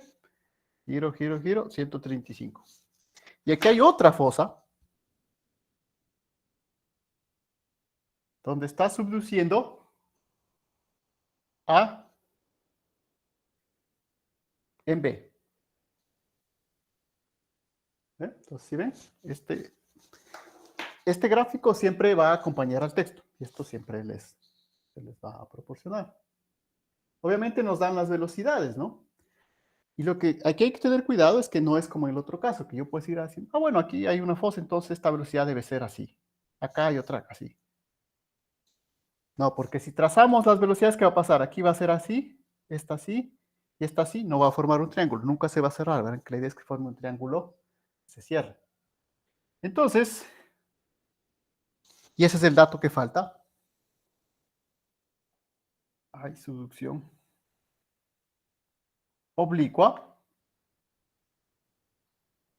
No podría acá, ¿no? Entre, ¿cuál es la subducción oblicua? Que les estaba hablando de lo que sucede en Ecuador. Entre A y C. ¿Bien? Ese es el dato que me falta. Porque en principio, pues decir, bueno, esto está subduciendo acá, entonces, ¿cómo será la velocidad? Entonces, verán, ese es el problema. Pues ahora sí lo traigo por acá. Voy a volverlo a dibujar. Ya no voy a poner esas líneas ahí, esos triangulitos, ¿no? Entonces, ¿cómo dibujo las velocidades? A está subduciendo en C. Bueno, voy a pensar que esto va para acá. ¿Sí? Luego, a ver, no, si ven ahí está mal, porque me dice que puede haber una subducción oblicua entre A y C. No, entonces no. Como es la oblicua, dejémosle para el final. Dibujemos primero las que no me dice nada. Entonces, si no sé nada al inicio, yo puedo suponer que de B en C, pues nada, sigue esta dirección, ¿no? ¿Sí ven? De B en C. Lo mismo de A en B. A está subduciendo hacia acá. ¿Ah? Y yo le dibujé, si ven, si fuera recta la subducción de A en C, deben que no se cierre el triángulo. No se va a cerrar nunca. Entonces, ¿cuál es la única solución? La única solución es que A no esté subduciendo hacia acá, sino que hay una subducción oblicua de esta manera. ¿Ven? Entonces, la velocidad, creo que puedo dibujarlo un poquito mejor. Que ya les dije que así bien no hace falta toda la precisión, pero tampoco podemos. Vamos a decir pues, que hay que ponerse desde acá. Ya, un poco mejor. Entonces, ¿está claro? Por favor, ¿verdad cómo dibujé? Entonces, me están diciendo que la solución oblicua es entre A y C. Entonces, ¿sí ven? No va en 90 grados respecto a la fosa, sino que forma un ángulo que tengo que dibujarlo para que el triángulo se cierre. Entonces, ¿estamos claros cómo dibujé? Entonces, acá dibujé perpendicular, pero como hay solución oblicua entre A y C, entonces ya no tiene que formar 90 grados, sino que tengo que obligarle que existe un triángulo cerrado para que haya equilibrio entre los vectores velocidad. Entonces, por eso nos damos el trabajo de copiarles otra vez el texto en español, ¿no? Además del ejercicio está en inglés, ¿no? Estamos inventando nada aquí. Recuerden también que la idea de las clases, ¿para qué sirven las clases? Pues las clases sirven para acompañar la lectura de un texto, ¿no? Porque tampoco vale pues simplemente hacer clases y no tener ningún material de apoyo. En este caso, la ventaja es que tenemos el texto. Básicamente seguimos siempre ese mismo texto. La cuestión ahí, siempre en un texto, es que en un texto, en un libro, siempre hay más cosas de las que se ponen en un curso, porque esa es la idea de hacer un libro, ¿no? La idea de hacer un libro es que va a poner más cosas de lo que verdaderamente se ve en el curso. Entonces, la idea de la clase es que el profesor haga un resumen, ¿no? De las cosas más importantes de lo que está en el libro, ¿no? Eso es la forma de aprender, sobre todo y en una formación universitaria como la de ustedes, ¿no? Entonces, ese es nuestro trabajo, ¿no?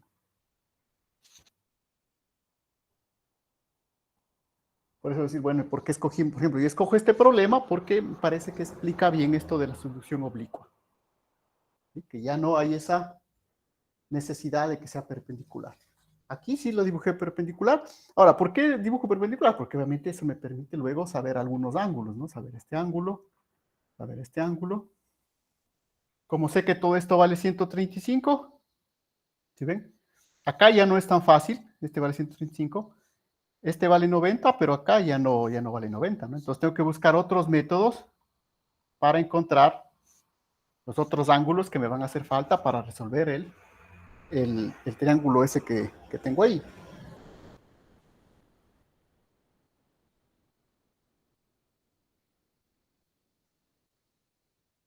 Entonces, estamos claros ahí, pero como les digo, la idea del ejercicio, lo que les podemos plantear hasta este momento en nuestra formación, es que les voy a dar el problema, el gráfico, siempre va a acompañarse un gráfico, y el deber de ustedes va a ser dibujar el triángulo de velocidades. ¿Estamos claros, verdad?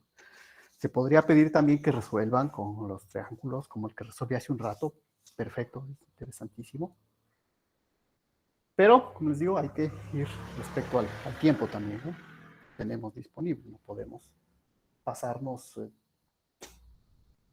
tenemos que ir a lo fundamental en nuestro curso. Entonces, si ustedes ven, ya no es el mismo problema, ya no puedo, necesito, ya tengo, verán que tengo las velocidades, ¿no? Ustedes se acuerdan, lo que está en el texto. Tengo las velocidades de A respecto a B, es decir, tengo esto, que vale 50. Y tengo, creo que está también, ¿no? La de B respecto a C. A respecto a B50.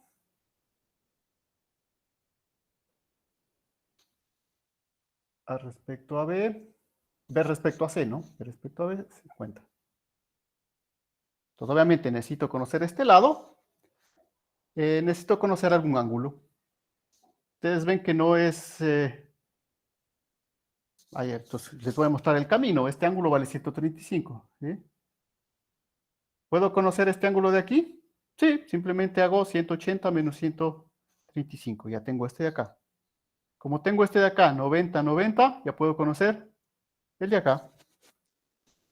Suma de los ángulos de un cuadrilátero, ya tengo este ángulo. Bueno, ya tengo resuelto el triángulo. ¿Por qué? Porque tengo ya dos lados y un ángulo que forman entre los dos. Como les digo, ya no les voy a hacer todo el proceso porque Es un proceso interesante, pero todavía no hemos visto, por ejemplo, el caso cuando hay una falla transformante, que también debo mostrarles antes de que se proponga el deber. Pero de todas maneras les muestro que no es igual, ¿no? No es complicado razonar a partir del dibujo que he hecho, ¿no? Por eso les digo, si ven aquí, yo sé que este es 90, sé que este es 90, pero este de acá ya no sé. O sea, si ven este ángulo de acá, no sé, tengo que averiguar. Va a venir de la solución del problema. Hay una solución oblicua, ¿no? Esta sería, si hubiera dibujado como estaba dibujando al principio, ¿se acuerdan? Sería subducción recta. Ahora, ¿cómo sé que no es para acá? Pues no, sé que es para acá porque debe cerrar el triángulo. Lo que tengo que garantizar es que se me cree un triángulo cerrado, que se cree un triángulo. Hay un triángulo, se crea un triángulo. ¿Por qué? Porque estos tres vectores tienen que estar en equilibrio. ¿Sí? Eso expresa, ¿no? El equilibrio de la juntura triple tectónica. Hay un equilibrio de las velocidades. Verán, no es que esté estático, ¿no? Por si acaso, es un equilibrio dinámico. Esto está subduciendo, esto está subduciendo, esto está subduciendo, pero entre los tres hay un equilibrio. También insistirles, ¿verdad? Que no es un equilibrio eterno, ¿no? Es un equilibrio en tiempos geológicos. Entonces, ¿estamos claros, verdad? Insisto. Si quisiera resolver, tendría ya este ángulo, luego este. Tengo 50-50, calculo el de acá. Y ya con eso, por ejemplo, lo que me van a pedir, ¿qué es? Por ejemplo, me van a pedir el azimut de acá, ¿no? Esta velocidad, ¿qué ángulo tendrá esto? Entonces, por ejemplo, me van a pedir, pues, el azimut de esta velocidad tendré que calcular este ángulo de acá, en este ángulo de acá. Para calcular ese de ahí, pues ya tengo varias posibilidades, ¿no? Ya puedo encontrar, por ejemplo, porque esto lo puedo encontrar por el coseno, ¿no es cierto? Pero ¿cómo calculo este ángulo de acá? Ahí ya tengo que, o debo ir a otros teoremas para poder determinar este de aquí. O si ustedes quieren, igual seguir un poco con lo mismo, como este es 135, este es 90, y si ya conozco este ángulo por el teorema del seno, por ejemplo, ya voy a conocer este de acá. Ya tengo los cuatro internos y puedo despejar este, resto de 180, y ya tengo este azimut.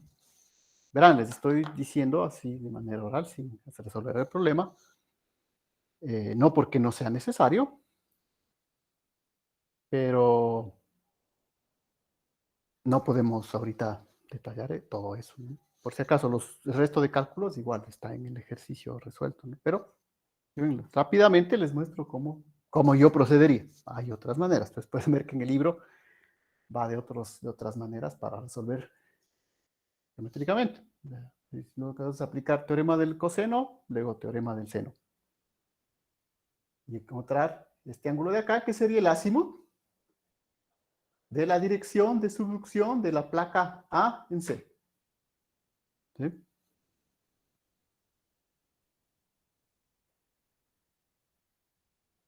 ¿Dudas hasta ahí? Antes de pasar al último caso. Verán que en este caso hemos hecho eh, tres, em, tres fosas. Hicimos tres ridge. Pero hay todas las combinaciones posibles, ¿no? Es decir, puede haber una fosa, un ridge y una falla transformante, dos fallas transformantes. Ahora, no todas son estables. ¿Sí? Hay solo algunas que son estables, ¿no? Es decir, que realmente se cumplen con el criterio de equilibrio dinámico, ¿no?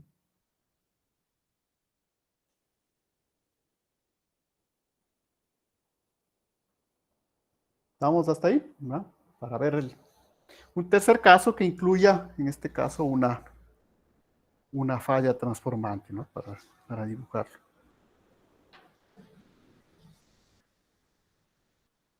Pero como les digo, lo importante de esta parte es que ustedes comprendan qué cosa, que eh, cuando tenemos reach, nosotros siempre podemos dibujar la velocidad perpendicular al reach. Cuando tenemos fosa, ya no. Porque en este caso, como nos dicen, hay subducción oblicua de A en C.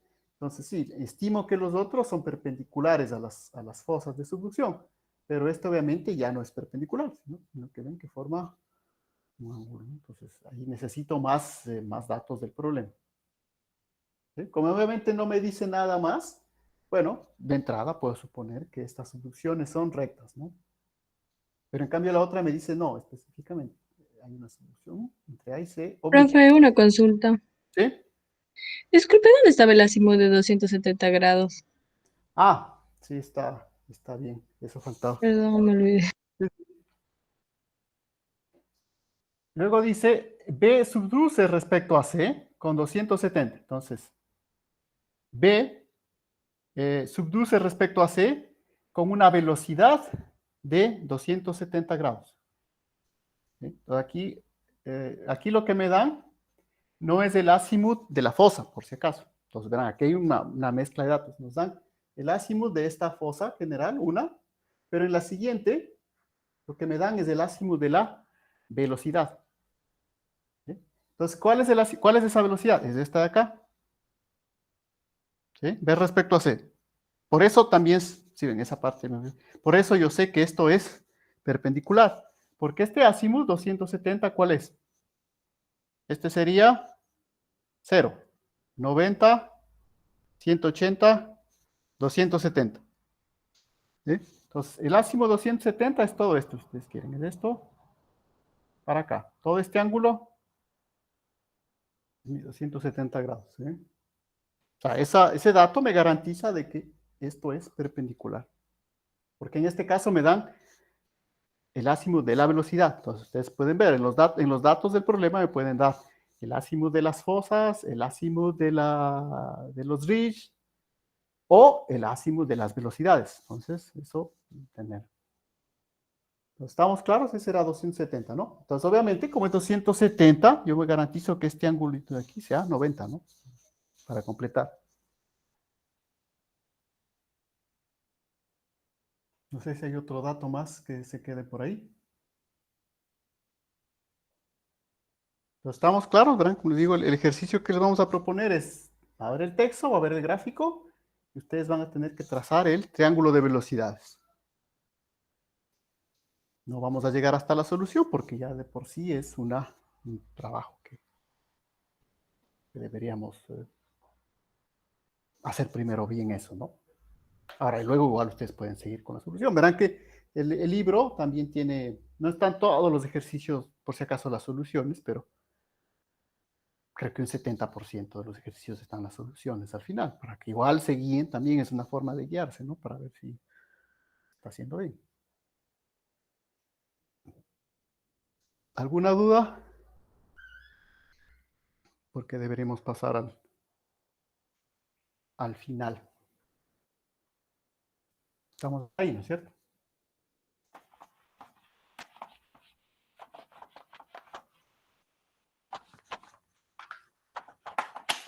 Ups, pizarro.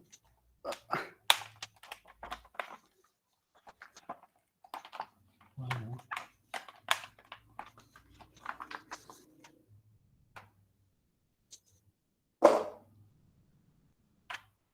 Voy a ponerle bien esto porque después se desarma. Ya creo que está en el límite del funcionamiento. Pero bueno.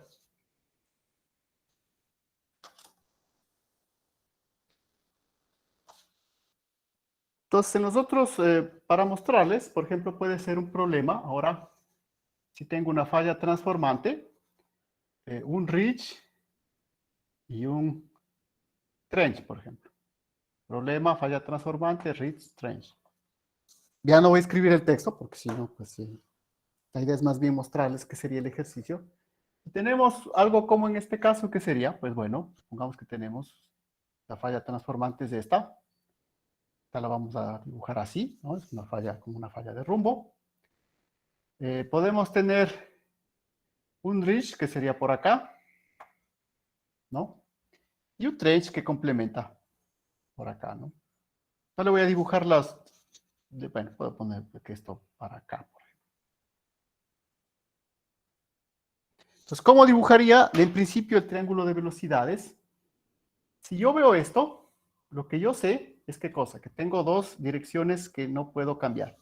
En este caso de la falla transformante, la dirección Vamos a ponerlos atrás. A, B, C. Esta sería obligatoriamente la dirección de A respecto a B. ¿Sí? Porque la velocidad en el caso de la falla transformante sigue la dirección de la falla transformante. En el caso del Ridge, ¿qué tiene que ser? Tiene que ser perpendicular a esto. Entonces, obligatoriamente, vamos a dibujarle acá para que vean. Voy a volver a dibujar, supongo que es el problema. Ahora le dibujo sin el simbolismo para ayudarme. Entonces, aquí, en este caso, no queda más. Es esta misma, la dirección inicial. ¿Ah? La primera, este es A respecto a B. Luego acá tengo que dibujar obligatoriamente, ¿bien?, perpendicular acá. No me queda más. Entonces, esto tiene que ser para que sea perpendicular. ¿Bien? Aquí obviamente tengo que hacer una. Esta dirección es perpendicular a la dorsal oceánica. No me queda más. Y la subducción, bueno, esa es la que tengo que acomodar. Entonces, puede ser así, imposible. ¿Sí? Nunca puede ser perpendicular, porque si no, ¿cómo voy a cerrar el triángulo si dibujo así? Lo único que me queda es que sea una subducción de esta manera. ¿Sí? Que esta placa subduzca así. Y he cerrado el triángulo. Entonces, si ven, si hay la última que he dibujado es la de la subducción, la del tren. En los otros dos casos es obligatoriamente esa dirección, pero la que acomoda todo es la subducción. Porque en principio hubiera pensado que no, la subducción viene por acá. Nada que ver, ¿sí? La subducción tendrá esta dirección. La placa B va a subducir debajo de C en esta dirección. El módulo, la dirección exacta, el azimut exacto, pues bueno, depende de los otros valores, ¿no? Cuánto calcule. Pero este dibujado acá, y obviamente, pues para aclarar, tengo que poner las velocidades. Esta es A respecto a B, esta es B respecto a C, y esta es A respecto a C. ¿Estamos claros? Verán, es el caso. Si tuviese una falla transformante. Pero hay todas las otras combinaciones posibles, ¿no? Pues una de esas, pues obviamente, plantearemos como ejercicio para el deber. Como les digo, hay otros varios ejercicios resueltos, al menos hay uno, dos más resueltos en el libro, resueltos, ¿no? Entonces pueden también guiarse por eso para avanzar. La idea, como les digo, es hacer una primera aproximación. ¿Qué pasaría, por ejemplo? No todos los casos son posibles, pero para practicar un poco, ¿cómo se vería para terminar un ejercicio si son las tres fallas transformantes? Entonces yo tendría algo como lo siguiente, ¿no? Falla transformante, no sé si esa es la simbología que pone en el libro. Sí, esa es la simbología, ¿no? Es la misma simbología de una falla de rumbo, ¿no? Ahorita no nos interesa si es extral o sinestral. Tendríamos tres fallas transformantes. ¿Cómo dibujaría eso para terminar? Esta sería nuevamente A, B, C. Cuando tengo falla transformante, pues a veces no hace falta porque van a ver que sigue exactamente. Porque verán que una cosa es el dibujo en sí. Esto es lo que yo vería si voy al mapa, a la vista satelital, ¿cierto? Que estábamos viendo ahí en el mapa. Pero una cosa es la vista satelital, otra cosa es el triángulo de velocidades, porque si no, ¿ves? Ustedes tratan simplemente de sobreponer las velocidades acá. No, la otra cosa es el triángulo de velocidades. Entonces, el triángulo de velocidades tiene que necesariamente seguir estas direcciones. Les vuelvo a dibujar acá. Entonces, yo puedo dibujar la primera. Tiene que seguir obligatoriamente esta dirección. La segunda, obviamente, tiene que seguir obligatoriamente esta esta dirección. La tercera. ¿Puede cerrar un triángulo eso ahí? ¿Sí?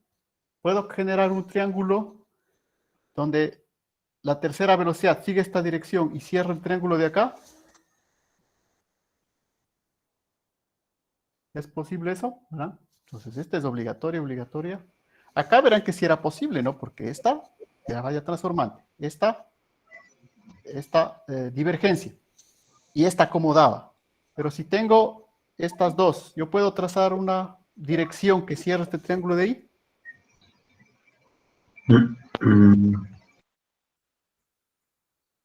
¿Hay alguna manera de cerrar este triángulo? Entonces, al principio ustedes cuando ponen este ejercicio dicen, no, es imposible, porque simplemente esto de acá no va a cerrar. Pero tengan cuidado, o sea, la idea es que esto por eso digo, cuando dibujen el triángulo, la idea es que estos son vectores que yo puedo desplazar en el espacio. Entonces, sí, yo puedo dibujar. La única cuestión es que en lugar de dibujar este por aquí, este sería por aquí, y este sería por acá, por ejemplo, ¿no? ¿Eh? La única cuestión es que este sea la misma dirección de acá. Si se cierra el triángulo, ¿no? Por si acaso. Entonces, si ven, esos pequeños, digamos, detalles, yo los podría considerar, ¿no? Ahora, para realizar esto, ¿qué he tenido que hacer? En triángulos, bueno, simplemente he tenido que desplazar esta velocidad hacia acá y esta velocidad, obviamente, desplazarla hacia acá, ¿no es cierto? Entonces, esto tal como estoy haciendo aquí, ya no sucede en la realidad, ¿no? Estos desplazamientos no pueden darse aquí. Aquí no había problema, ¿sí ven? Sigue la misma dirección. Aquí simplemente, no, verán que simplemente le he dibujado, para el dibujo le he puesto acá, pero en realidad sigue esta dirección, que era la dirección original la que estaba considerando, ¿no? Pero para hacer estos desplazamientos, ¿sí? Esto obviamente dentro de los triángulos funciona, pero obviamente esto no es real, ¿no?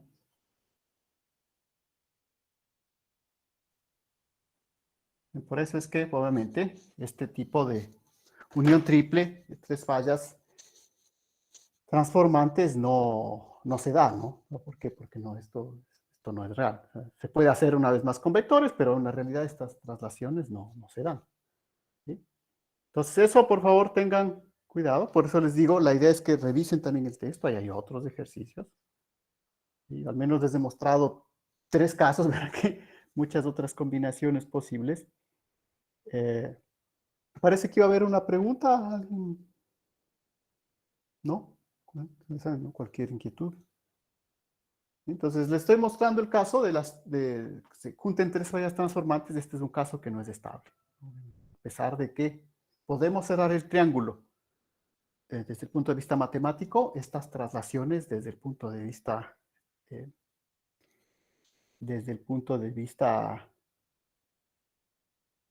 de la dinámica real no se producen, ¿no? Por lo tanto, se considera una juntura triple inestable.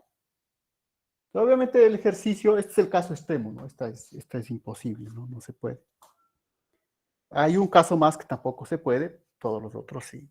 Pero de todas maneras les muestro este para ver cómo dibujaríamos en el caso que nos pidan las velocidades de las fallas transformantes, ¿no? Entonces, repito, simplemente si tengo falla transformante, tiene que seguir esa velocidad. Si tengo RIS, tiene que seguir esta dirección la velocidad.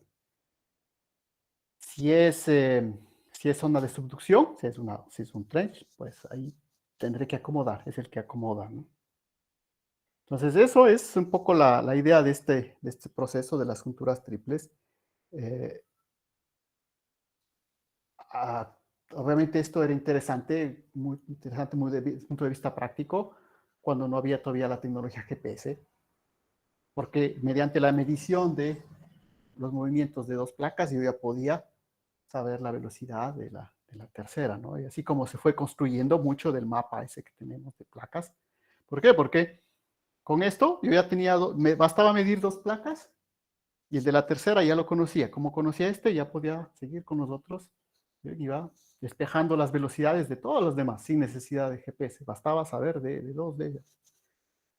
Ahora, obviamente, los GPS están por todos lados, ¿no? Hay radares, satélites. Entonces, se puede mapear muy bien las velocidades. Si vemos esto, es porque obviamente nos sirve para insistir en todos estos conceptos que tenemos de los movimientos de las placas. Verán que esto igual, cuando estamos haciendo esto, estamos concentrándonos en un punto de la placa. Habíamos dicho que la dinámica general de las placas es una dinámica esférica. Hay unos casquetes esféricos que se mueven, en realidad rotando sobre una esfera. Aquí no, verán que está, ¿por qué? Estamos reduciendo esto como si lo veríamos plano, ¿no? Aplanado, porque estamos fijándonos en un punto muy pequeño de la superficie terrestre, ¿no? Entonces estamos aplanando nuestra geometría. ¿Mm? Otra cuestión importante que también vale la pena mostrar, ¿no? A veces necesitamos las ecuaciones de las esféricas y otras veces suficiente con lo plano. Justamente aquí lo que interviene es la escala, ¿no? Pero también hay que entender, las soluciones que nosotros obtenemos en la ciencia no son absolutas, dependen de la escala. Eso en realidad es uno de los grandes aportes de la ciencia en los últimos años, ¿no? Hemos aportado una relativización de la escala, ¿no? Tal como a principios del siglo XX se descubrió una relatividad del tiempo y del espacio. Pues actualmente tenemos ya la claridad de que cuando nos referimos a un fenómeno, sí, las ecuaciones, los experimentos que hacemos dependen de la escala en que las hacemos. Porque, como digo, si esto vemos desde el espacio, esto es falso. ¿Por qué? Porque ahí no hay triángulos que se cierran, son triángulos esféricos, es una dinámica esférica. Pero estamos haciendo un zoom, estamos considerando que esto es plano, y en el plano vemos que esto sí funciona, ¿no? No es por si acaso, eso es importante también. Siempre recalcar, siempre es importante ver cuando estamos necesitando de coordenadas esféricas o en ciertas aproximaciones es suficiente con las coordenadas planas, rectangulares planas, ¿no?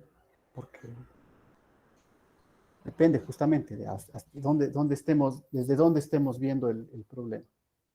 Entonces esto es, como les digo, siempre importante insistirles porque, entonces, esto es una muestra que la Tierra es plana, ¿sí? Entonces, ese es el problema de las pseudociencias, ¿no? En las pseudociencias, el problema es que, por eso son lo más grave que existe, es que siempre toman algo de veracidad de la ciencia, pero obviamente lo transforman en algo que no es científico, ¿no? Porque ustedes dicen, es una prueba de que la Tierra es plana, ¿no? ¿Por qué? Porque podemos dibujar triángulos planos que se cierran en las uniones triples de las placas.